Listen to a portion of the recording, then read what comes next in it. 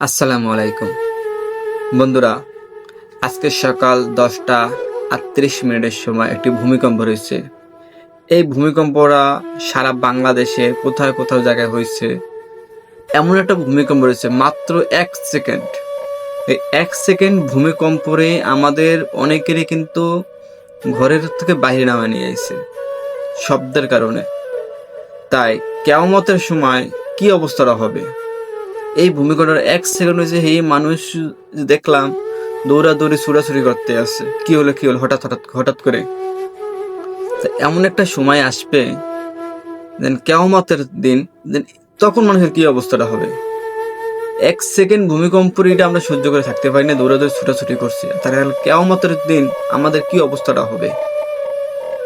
আজকে আমরা দেখছি নদী পথে যারা আছেন বা যারা কার্মিস ফ্যাক্টরিতে চাকরি করেন, তারা কিন্তু দেখলাম